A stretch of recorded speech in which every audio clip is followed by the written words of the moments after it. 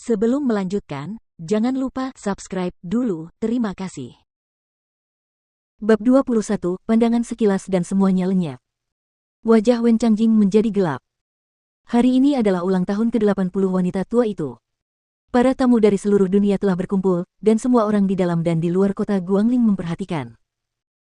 Saat ini, apapun yang terjadi akan menyebar ke dunia luar dalam waktu sesingkat-singkatnya.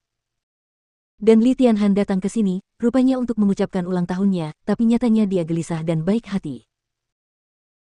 Wanita tua dari keluarga Wen, tetua kedua Wen Changjing dan tokoh penting lainnya dalam keluarga Wen juga menyadari bahwa ada sesuatu yang tidak beres, dan wajah mereka menjadi lebih jelek dari sebelumnya.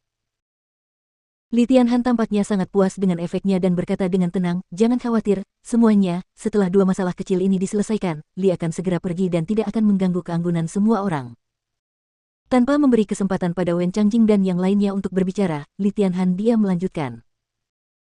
Hal pertama yang dikatakan Li beberapa waktu lalu bahwa dengan kekuatan keluarga Wen saat ini, kita tidak dapat lagi memonopoli bisnis jamu di kota Guangling.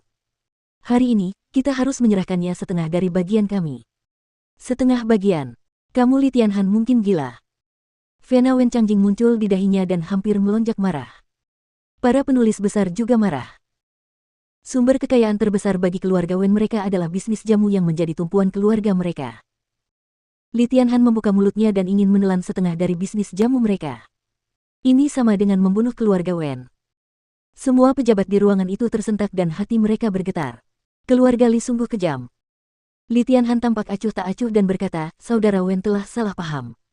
Saya telah berdiskusi dengan saudara Huang Yuncong sebelumnya. Untuk setengah dari bisnis jamu yang telah ditinggalkan oleh keluarga Wen, keluarga Li saya akan mengambil 30% dan keluarga Huang akan mengambil 20%. Jika Anda, keluarga Wen, tidak setuju, jangan salahkan kami. Kalian berdua dipersilakan." Semua orang tiba-tiba menyadari bahwa Li Tianhan menggunakan kekuatan keluarga Li dan Huang untuk memaksa keluarga Wen tunduk. Kepala mereka.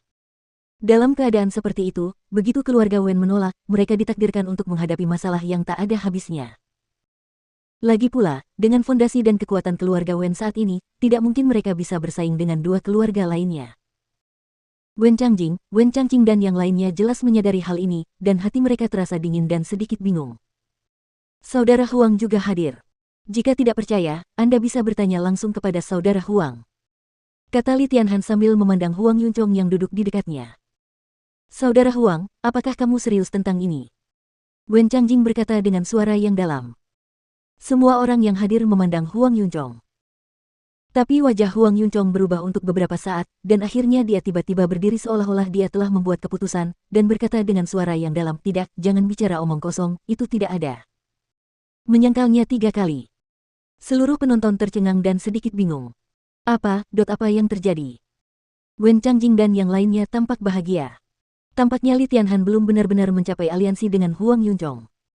Saudara Huang, apa maksudmu dengan ini? Apakah kamu lupa perjanjian kita sebelumnya? Wajah Li Tianhan sedikit berubah, dan dia terkejut. Janji yang luar biasa, itu hanya lelucon. Siapa sangka kamu akan menganggapnya serius? Huang Yuncong menarik napas dalam-dalam dan berkata tanpa ekspresi, "Saudara Li, saya ingin mengingatkan Anda bahwa hari ini adalah pesta ulang tahun Ni. Keluarga Wen, jadi sebaiknya kamu menahan diri." Beberapa. Kamu. Wajah Li Tianhan menjadi gelap. Namun, bagaimanapun juga, dia telah mengalami banyak badai dan sangat menyadari bahwa situasinya agak tidak normal.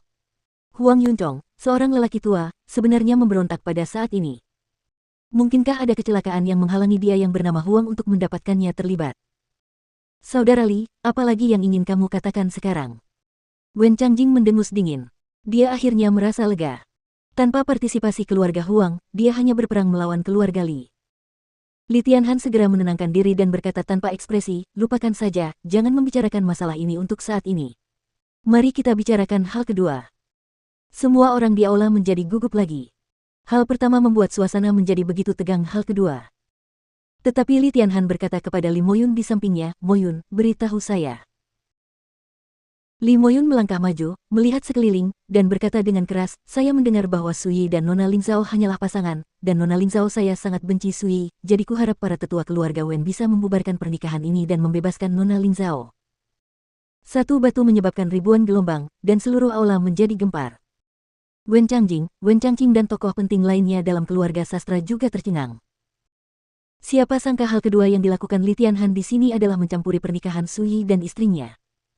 Ini. Tidak jauh dari situ, Wen Changtai dan Qin King saling memandang, keduanya sedikit bingung dan merasa agak akrab. Karena 7 hari yang lalu, Wei Zhengyang dari keluarga Wei di Kabupaten Yunhe juga mengucapkan kata-kata serupa, juga ditujukan kepada putri mereka. Namun, mereka tidak pernah menyangka putri mereka yang sudah menikah akan tetap diminati. Pada saat yang sama, di luar aula utama. Saat Li Moyun selesai berbicara, tatapan bercanda dan aneh yang tak terhitung jumlahnya menimpa Sui. Apa yang terjadi di aula klan juga didengar oleh semua orang di luar aula, dan mereka semua sangat terkejut. Mereka tidak menyangka Li Moyun akan mengajukan permintaan seperti itu.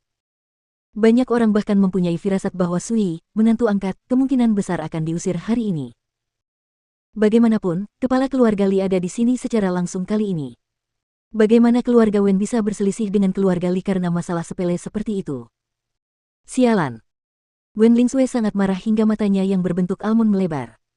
Orang ini hanya mencari kematian.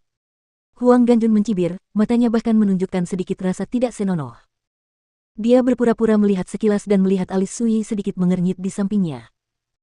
Hal ini membuat Huang Ganjun menyadari bahwa sesuatu yang baik akan terjadi.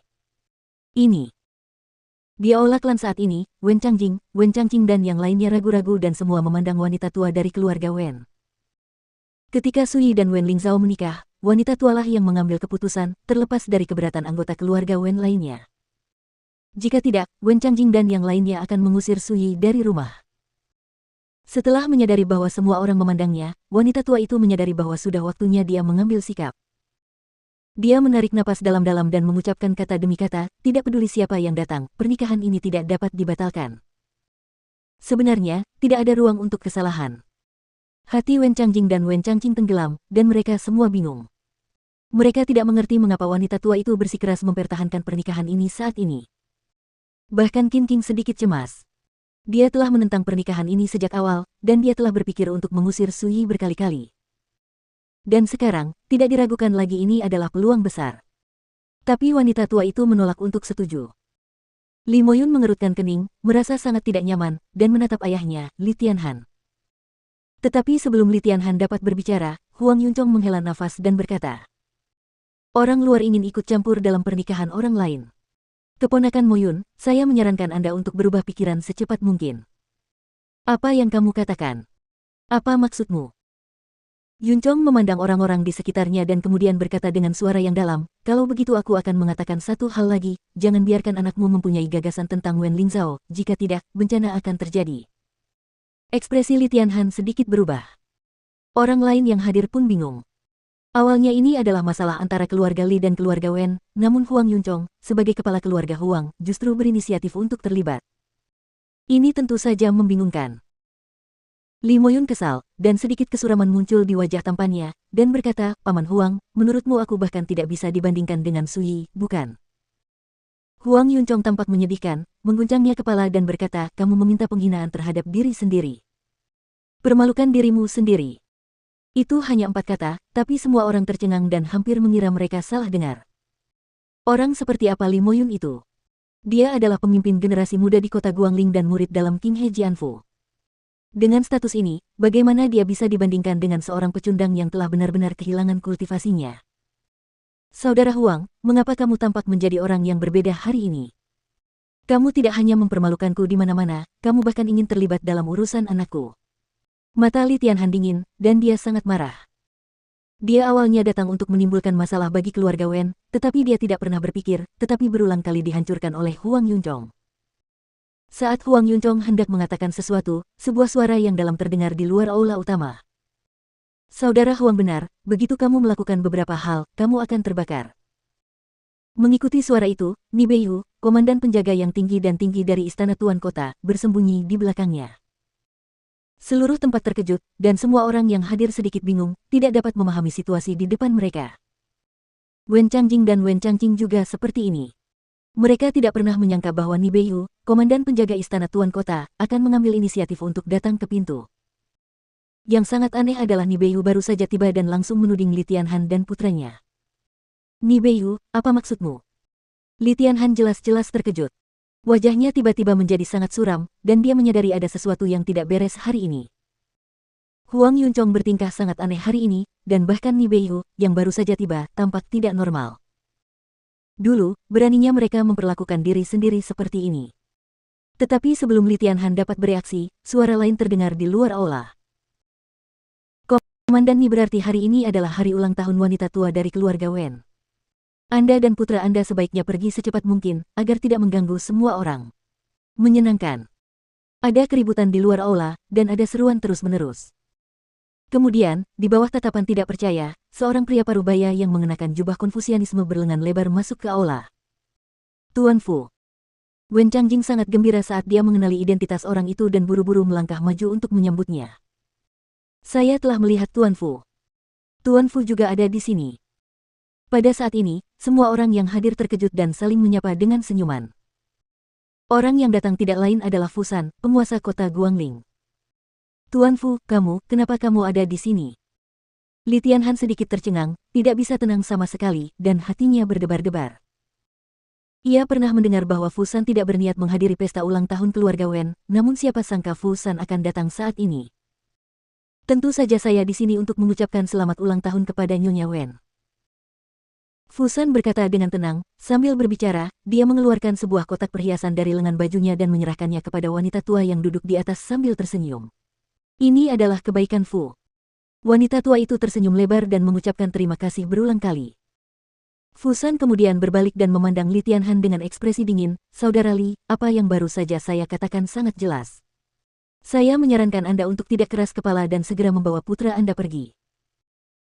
Matanya menyapu Huang Yuncong, Ni Beihu, dan Fu San satu persatu, dan dia sepertinya memahami sesuatu. Ekspresinya terus berubah, dan gelombang dingin yang tak terlukiskan memenuhi hatinya.